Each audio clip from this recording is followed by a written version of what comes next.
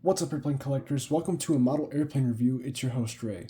In today's video, I'll be reviewing the NG model 1:400 scale United Airlines Airbus A321NEO. In this video, I'll do an in-depth review of the model and its features, and at the end of the video, I'll give my personal opinion about what I think of the model and whether or not I recommend it to other collectors. Let's start with the box. The box is a small cardboard box at 14 centimeters for length, 14 centimeters tall, and 4 centimeters wide. I'll show you around the box now. So this is the front. Here's the bottom. This is the right side. Here's the top, left side, and the back side. Included in the box is the model, assembled, painted, and ready to display, and this Collector Rewards program card. Before I begin my review, I'll give you a quick 360 of the model. The fuselage length of this model is 10.4 centimeters, wingspan is 8.5 centimeters, and from the ground to the top of the vertical stabilizer, this model is 3 centimeters tall. Accurate to 1:400 scale, and decently sized for a model airplane. This model is made primarily out of die-cast metal. Starting the review with the fuselage, the nose profile on this model looks pretty good. This nose section here might be a little bit fat. Actually, yeah, no. It's mostly accurate. It's really not terrible. There's nothing really wrong with it. Painted details up here look pretty good. Colors seem to be good. Paint application looks good. Printed detail, there's plenty of printed detail to go around. As you can see, all of it looks pretty good. So I'll start moving down the fuselage. Take notice of the painted and printed detail. All of it seems to be pretty consistent so far, so no complaints. Is that part of the... Okay, there we go. I thought there was a splotch of blue paint under the D from the United title there. As you'll notice, there is a few hairs and dust particles on this thing, so please bear with me with those. And here we are at the rear. All looks good so far. Here's the vertical stabilizer. Vertical stabilizer looks pretty decent. The shape looks good. Molded detail with the rudder is a bit hard to see, but it's there, so that's nice to see. Now, with regards to printed and painted detail, the colors look accurate, so painted detail looks good. The color fade from the dark blue or to the black, from the black to the light blue here, that looks pretty good as well. Now, what I'm seeing is that some of the dark blue paint seems to be poking out from underneath of the United Globe title here, as you can see here, here, and here. Small imperfections, but things that I definitely take notice to. And I do see a bit of texturing on the silver paint here on the vertical stabilizer. Now, texturing near the United Globe title, I understand, because sometimes the printed detail here is textured. But up here, I shouldn't be seeing that. One thing that I did forget to mention on the fuselage is that the printed detail for the windows here seems to be pretty high along the fuselage, I think. I don't think it's too high, but it is definitely higher than normal from the looks of it, so draw your own conclusions with that. Now, along the right side, the detail doesn't seem to be as prominent, probably due to the presence of the cargo bay doors, but I could be wrong. So just, yeah, come to your own conclusions. Now, everything I've said about the left side is also applicable to the right side, so overall it's pretty solid, just a few small imperfections on the vertical stabilizer. That's really it. That and the printed detail. Moving on to the wings. The wings on this model are nicely detailed. However, there are a few things I'd like to point out. So, molded detail looks pretty good. You can see the control surfaces are all clearly defined. None of them are filled in with paint, so that's very nice to see.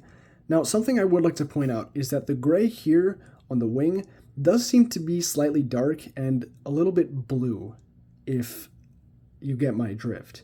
As in that the gray paint has a bit of a blue element to it. I don't think that's accurate, so draw your own conclusions with that, but yeah, that's a little bit strange. I just wanted to bring that to your attention. Also, what I'm noticing is that some of the dark gray blue paint here kind of spills onto the lighter gray right here, and then some of the lighter gray paint spills into the dark gray. So paint application on the wings wasn't perfect, at least not on this wing.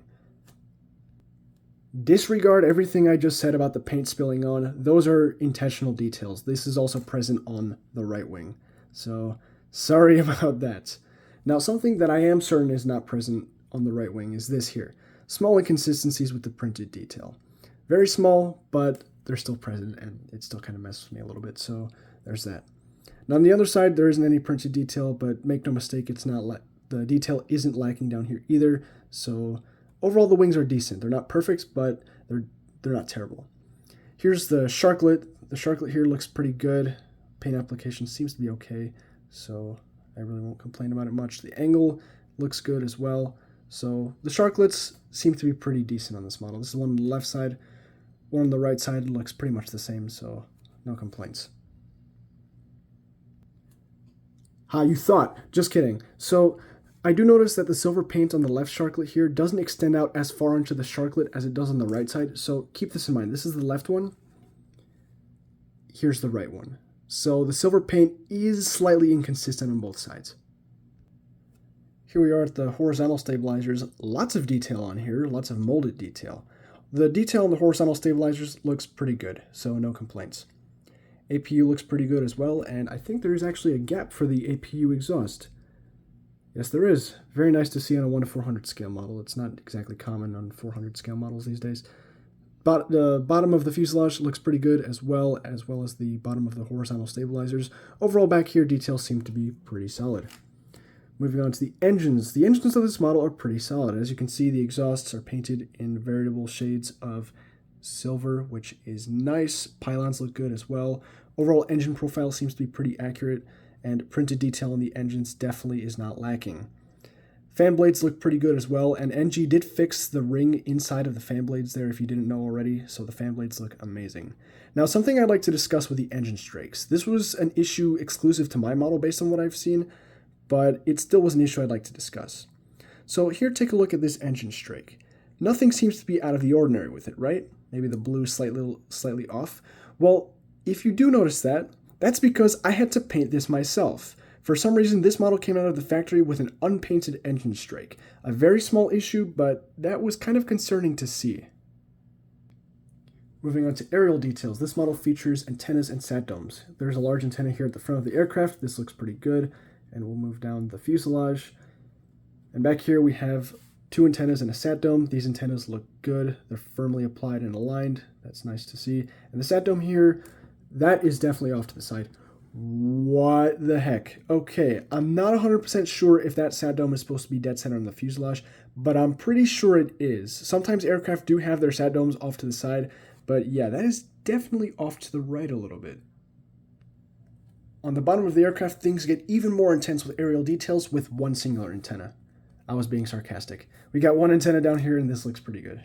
But that sat dome definitely threw me for a loop there. Now that we're down here, let's move on to the landing gear. The landing gear in this model seems to be pretty good. They're nicely detailed. We'll talk about the main landing gear first. There we go. That's better. So as you can see, the main landing gear seems to be pretty nicely detailed. Looks like the paint application on this one here wasn't complete. I do see some of the metal poking out from underneath, so that isn't really the greatest to see. But the wheels do roll smoothly. They're made out of rubber, so that's nice to see.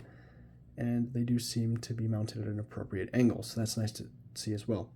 Nose gear looks a little bit tilted forward, actually. Not 100% sure what happened there, and I don't think that's accurate. So the way it's mounted to the aircraft isn't great, but the detail on it is, so it's decent. But the mounting is a little bit concerning, and as you can see, I'm playing with the wheel here. It is made out of rubber, and it rolls. So from here, I can definitely see a lot. Wing flex looks good, vertical stabilizer looks vertical, engine clearance seems acceptable, gear balance looks good. The only thing off is the cockpit windows. They do appear to be slightly slanted, but that's really the only issue I see up here. That concludes my review. Now time for my personal opinion and recommendation. So this model is decent. It has its set of imperfections. Some are a bit concerning though, like the unpainted engine strake, that wasn't cool to see at all. And also the window printing might be a bit high, so that might irritate some collectors differently.